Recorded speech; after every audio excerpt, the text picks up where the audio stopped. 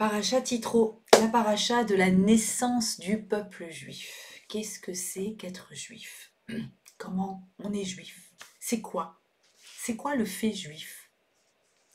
Alors je voudrais vous parler d'un personnage impressionnant qui en 1912 décide de se convertir au christianisme. Il est né juif d'une famille aisée à Berlin. Il s'appelle Franz Rosenzweig. C'est un philosophe, un intellectuel. Et il est influencé par deux personnes juives également, mais qui se sont converties au protestantisme. Et puis, du fait de ses réflexions, il a étudié Hegel, Bref, la vie l'a mené, sa réflexion l'a mené à cette décision de devenir à son tour chrétien. Mais il a une difficulté, laquelle? C'est que pour devenir chrétien, pour passer de son état de juif à chrétien, eh bien encore faut-il qu'il soit à minima juif. Or, il pratique pas grand-chose, presque rien, et donc il se dit que pour être vraiment, vraiment honnête, pour que sa conversion soit totale et honnête, eh bien, il faut qu'il soit d'abord un peu juif. Et donc pour être un peu juif, il décide d'aller lors d'un office de Kippour en 1912 à Berlin. Il va aller à la synagogue. Et cette expérience va le transcender, va le bouleverser et va lui faire changer évidemment de décision. Et au contraire, au lieu de devenir chrétien, eh bien, il va s'intéresser de plus en plus au judaïsme. Et en fait, cette expérience-là d'un Kippour, un seul Kippour, passé à Berlin, va complètement le transformer. Et puis, il va notamment écrire son fameux livre, L'étoile de la rédemption.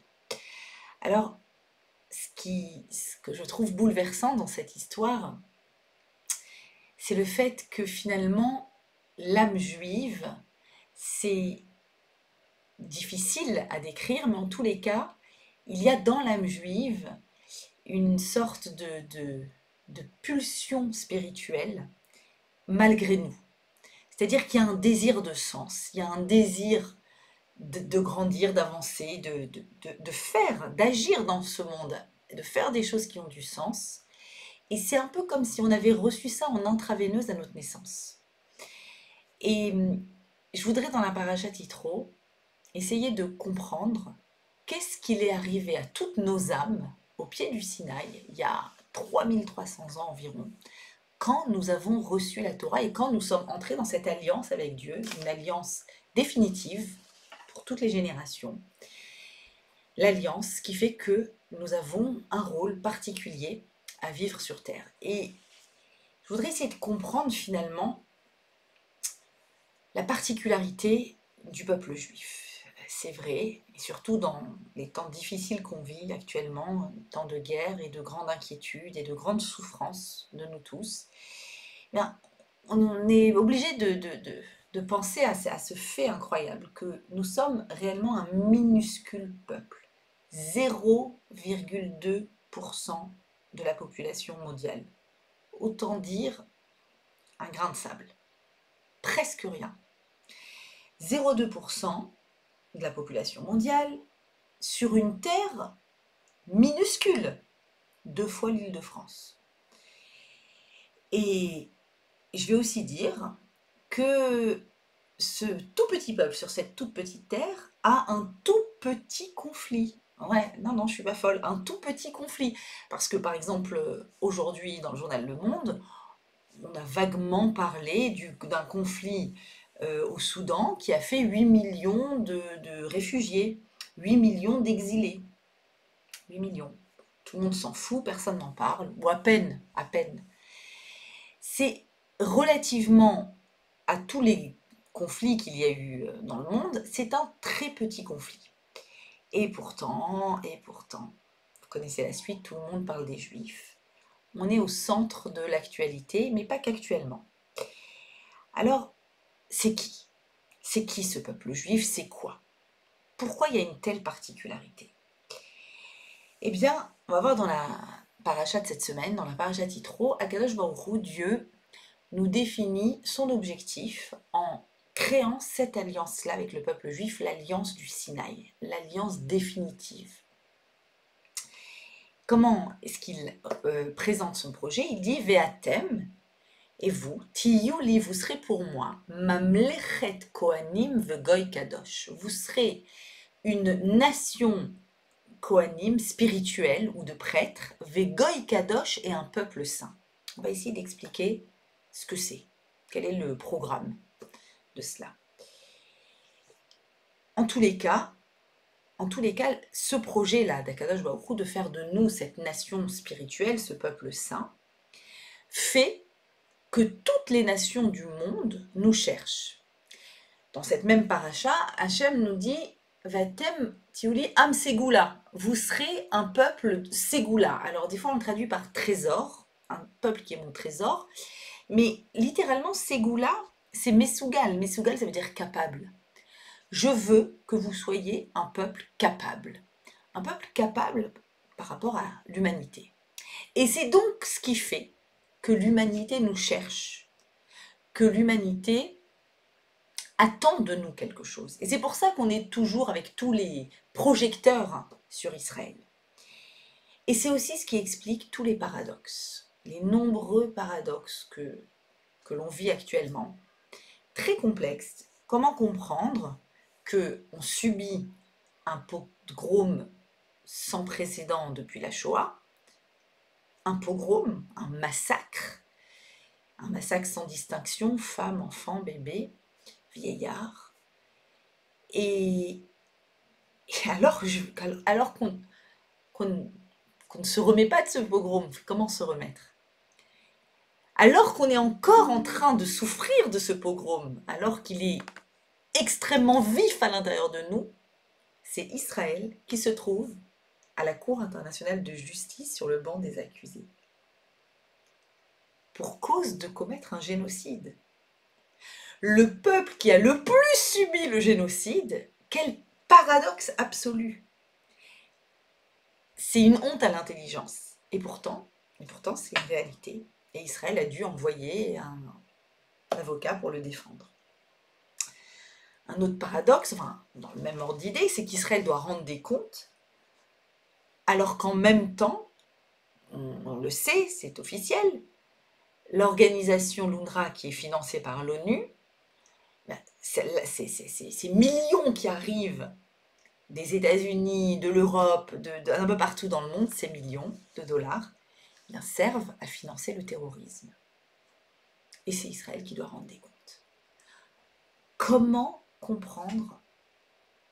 On a l'impression de rêver ou de cauchemarder les yeux ouverts.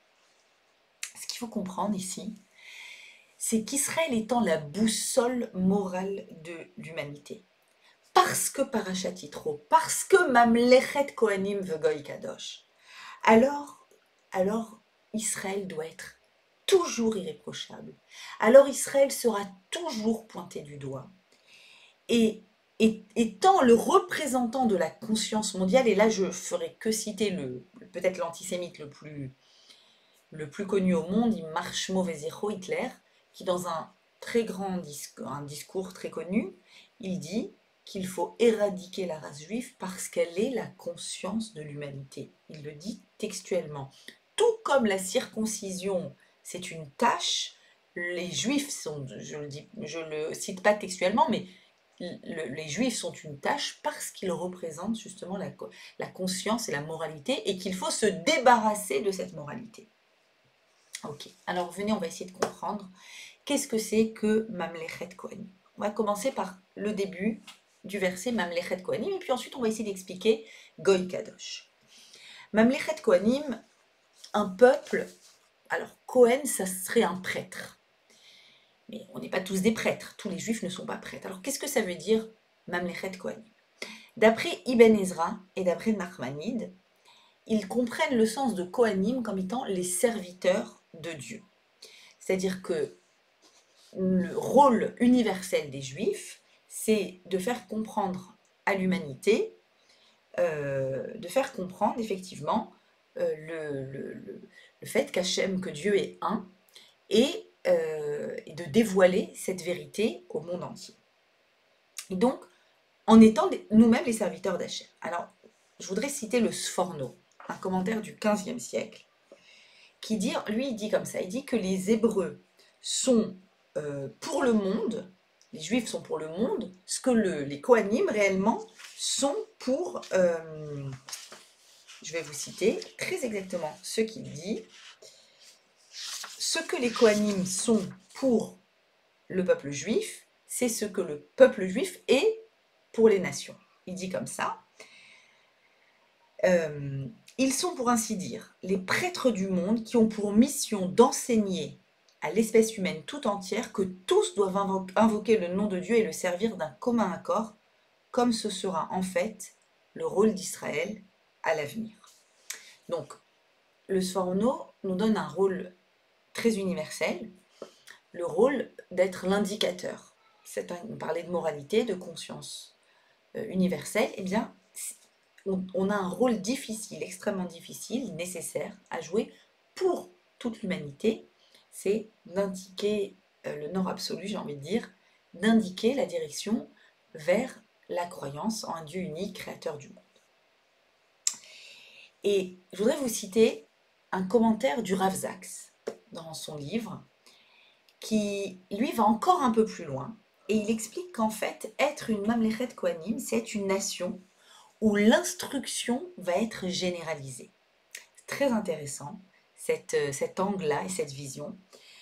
En fait, il dit qu'à partir de Matan Torah, à partir du don de la Torah, eh bien, le savoir doit appartenir à tout le monde et doit être partagé. La connaissance doit être partagée. Dans les autres nations et dans les autres religions, pendant des milliers d'années, le savoir, la culture, la connaissance, l'écriture, la lecture, etc., appartenaient seulement au clergé. Et ils avaient de cette façon un certain pouvoir sur le reste, sur la nation.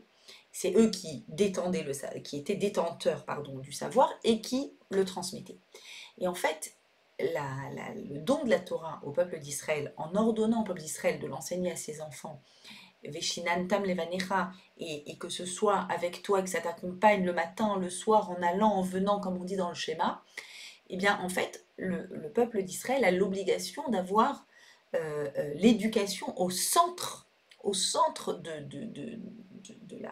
du fait juif, et donc le savoir doit appartenir à tous, et donc Mamlechet Kohanim, ça voudrait dire que c'est tout à l'échelle de la nation, il y a ce savoir, et donc la possibilité de vivre, il explique ça en disant la capacité d'égalité en fait, d'égalité de chance face à la connaissance, face au savoir.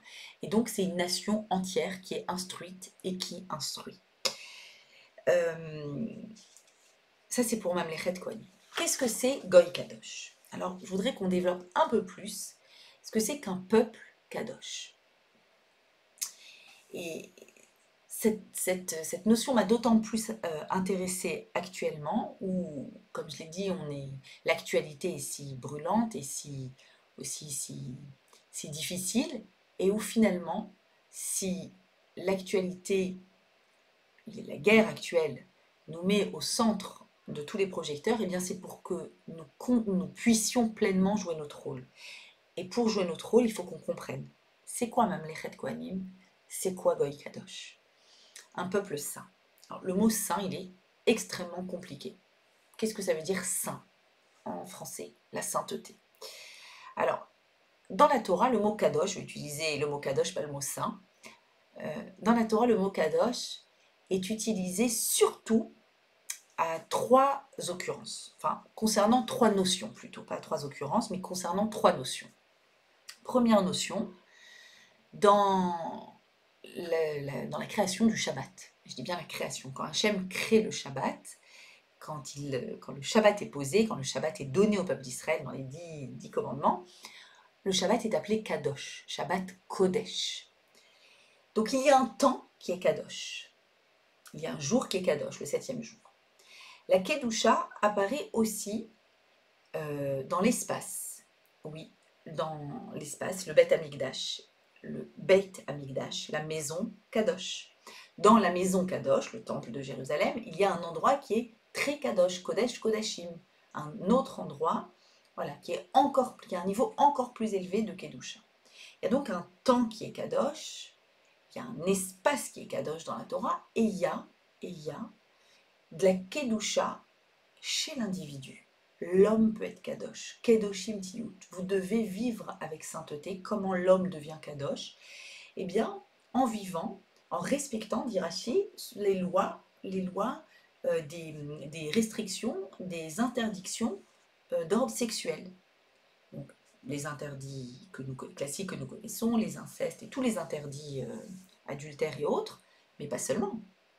La Kedusha, comme on l'entend dans le mot Kiddushin, Kiddushin c'est le mot utilisé pour dire le mariage, la Kedusha se trouve d'abord et avant tout dans le couple juif, entre l'homme et la femme, lorsqu'ils vivent ensemble, ils vivent une vie conjugale ensemble qui est respectueuse des lois de la Tahara ou de la Kedusha, donc les lois qui permettent au couple d'avoir une vie intime en fonction du cycle féminin et en respectant le fait de se tremper dans un mikvé et toutes les lois liées au mikvé, eh bien ça instaure de la Kedusha au sein de l'homme, au sein de la femme. Donc je reprends, on a de la Kedusha dans le temps, le Shabbat, on a de la Kedusha dans l'espace, le temple, et on a de la Kedusha dans la vie de famille, chez les personnes. Toute personne peut être Kadosh en respectant une vie intime qui est adéquate avec les ordres de la Torah. Alors, pour comprendre ce que c'est que la Kedusha, comment on vit dans la Kedusha, comment on crée de la Kedusha, que ce soit un temps Kadosh, un espace Kadosh ou une vie Kedusha, il va falloir qu'on fasse un tout petit détour par une notion kabbalistique qui est compréhensible, qui est enseignée, que l'on comprend, et qui est très très nécessaire à intérioriser. Je voudrais qu'on comprenne la notion de Tzimtzum. C'est quoi le Tzimtzum, le fameux Tzimtzum qui est évoqué dans la Kabbalah de l'Ourianique? Le Tzimtzum, je vais le traduire par effacement ou par contraction. Le Tzimtzum vient répondre à une question. Une question que toute personne qui pense la spiritualité a. Comment Dieu peut à la fois remplir l'espace et laisser l'espace, et laisser le monde exister? Comment Dieu peut créer un monde, et il est dans le monde, puisque Dieu est tout, mais en même temps le monde semble exister sans Dieu. En fait, c'est l'articulation entre le fini et l'infini, le Tzimtzum. Le Tzimtzum, c'est la contraction de Dieu, c'est-à-dire la réponse de la Kabbalah, qui existe bien avant la Kabbalah, mais que dans la Kabbalah, ça a été enseigné, c'est que Dieu va créer un monde dans lequel il va mettre une auto-limitation. Il va s'auto-limiter pour que puisse émerger l'homme, pour qu'il puisse émerger le libre arbitre, pour que l'homme puisse faire ce qu'il veut, et il peut faire ce qu'il veut dans le monde, eh bien il faut que Dieu crée un monde dans lequel volontairement il se retire. Alors attention, c'est pas qu'il se retire et qu'il s'en occupe pas, il s'en occupe. Il y a une ashgacha, c'est-à-dire il y a une protection divine, il y a une présence divine, il y a un investissement divin dans le monde, mais il s'auto-limite, Tzimtzum, il se retire, il se contracte, il se rétracte pour laisser les humains être, pour laisser le monde être. Et on va comme ça comprendre la notion de Kedusha. Comment est-ce que le peuple d'Israël, Goy Kadosh, comment peut-il agir dans le monde pour exprimer, pour manifester la réalité du divin dans le monde, sachant que Dieu s'est volontairement rétracté du monde. Olam, le monde, Ne'elam. Ne'elam, ça veut dire non apparent. Le monde, le mot monde en hébreu dit que Dieu n'est pas apparent. Ne'elam, il se cache, il n'est pas apparent. Alors, s'il se cachait complètement, il n'y aurait plus d'existence possible, ça serait, il n'y aurait que massacre, que anarchie, voilà, que rapport de force. Il ne se cache pas complètement. Il se cache assez pour nous laisser à nous, les humains, l'opportunité de pouvoir nous le révéler. Comment? On va parler de ces trois possibilités, dans ces trois domaines. Dans le temps, Shabbat. Quand Akadosh Baruch Hu nous donne le Shabbat, alors que les 4 chauds pour le sanctifier, c'est le verset lui-même parle de la Kedusha du Shabbat. Quand il nous donne le Shabbat, en fait, Hachem nous demande d'être des créateurs. Il nous demande comme lui de créer pendant 6 jours. Mais de pouvoir créer un temps vide de nous. On va remplir le temps, on remplit nos temps avec tous nos to-do list et checklist, et je fais, je produis, je transforme, etc. Et tout d'un coup, je m'empêche de faire. Je me rétracte. Je crée un temps vide de moi, vide de mon action sur Terre, de la trace, de la transformation. Ça peut être rempli par d'autres choses, par des pensées, par des rencontres, mais vide de ma transformation. Donc, je crée un tzimtzum de ma transformation dans le monde ce jour-là. Donc, le 7e jour est un jour vide de transformation. Voyons maintenant dans l'espace. Comment est-ce qu'on se rétracte, nous, dans l'espace? Eh bien, on se rétracte de la même façon. On ne peut pas pénétrer le temple. Alors, si, les Hébreux pouvaient pénétrer jusqu'à une certaine limite. À partir d'une certaine limite, il n'y avait que les Kohanim qui pouvaient rentrer. Et à partir d'une autre limite, le Saint des Saints, il n'y a que le Kohen Gadol et qu'à un moment spécial de l'année et que dans un état de pureté spéciale qui pouvait rentrer.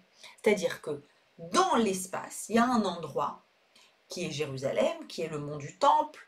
Sur le mont du Temple, il y a le Temple et le Saint des Saints, qui doivent être construits selon des dimensions très précises, des matériaux très précis, d'une façon très précise. Tout est fait d'une façon absolument chirurgicale, très précis. Les dimensions précises, tout, selon ce qu'Akadosh Baruch Hu a ordonné dans la Torah. Et cet espace-là, c'est un espace vide de nous. C'est un espace qu'on n'investit pas. On ne va pas l'investir pour justement proclamer, exprimer qu'il y a un espace au-delà de l'espace. Il y a un temps au-delà du temps et il y a un espace au-delà de l'espace. Et enfin,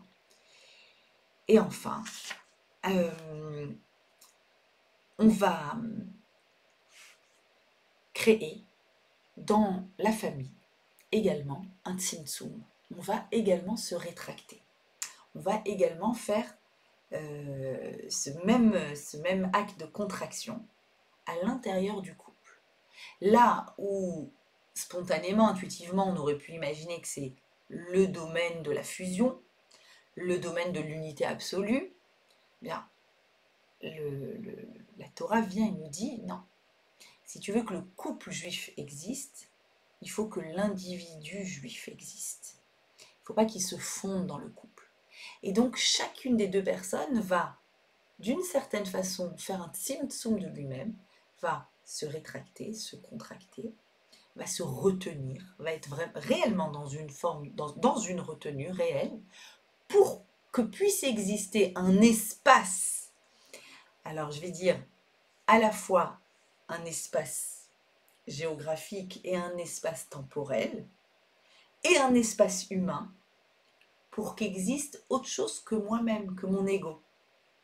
Donc je reprends tout ce qu'on est en train de dire ici sur le Kadosh. On est en train de dire que toute sainteté, c'est une forme de renonciation. Je renonce à quelque chose quand il y a une sainteté. On a dit que, on a parlé que aucun temps ni aucun espace, s'il n'y avait pas de temps ni d'espace qui est saint, eh bien, on aurait un monde dans lequel Dieu est caché et pour la plupart de l'humanité, il n'y aurait pas de Dieu. Donc, je cite le Rav Zak, ce serait un monde où l'homme s'affirmerait sans limite, ce qui est toujours le prélude à un désastre politique, militaire, économique, écologique, et il faut donc qu'existe une fenêtre, un point de transparence entre le fini et l'infini. Et c'est exactement ça qu'on appelle la sainteté. La sainteté, c'est cette petite fenêtre, cette ouverture-là, entre notre possibilité d'être et justement notre limite. La limite que l'on se met, que ce soit dans le temps, que ce soit dans l'espace, que ce soit dans la relation à l'autre, il y a un arrêt sur soi-même qui fait en fait que l'espace, la sainteté en fait, c'est l'espace qu'on va créer pour Dieu. Et on va pouvoir dire aussi que, en fait, je vais résumer de cette façon-là, que la sainteté est à l'humanité ce que le Tzimtzum est à Dieu. Dieu se rétracte, la sainteté est à l'humanité ce retrait-là, cette contrition, cette rétractation. Et peut-être que maintenant on peut comprendre. On peut comprendre qu'est-ce que c'est que Goy Kadosh. Le Goy Kadosh, c'est un peuple qui va pouvoir, dans toutes ces dimensions-là, faire preuve en fait de renonciation. Et je voudrais là m'arrêter sur quelque chose qui me tient beaucoup à cœur. Dans toutes les nombreuses conversations que j'ai avec des personnes qui sont dans une démarche proactive face à leur spiritualité, face à leur Torah, face au judaïsme, et qui sont un peu rebutés, c'est le moins qu'on puisse dire, par tout l'aspect contrainte qu'il y a dans la Torah. Il y a trop de contraintes, me disent-ils. Shabbat, c'est trop de contraintes. Kasher, c'est trop de contraintes, sans parler de Mikvé, évidemment.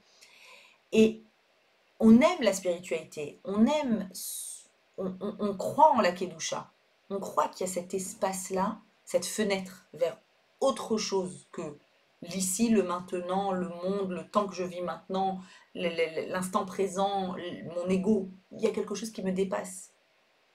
La transcendance est évidente. Mais c'est toutes ces contraintes-là qui sont compliquées. Et je voudrais qu'on s'arrête un instant sur cette idée-là.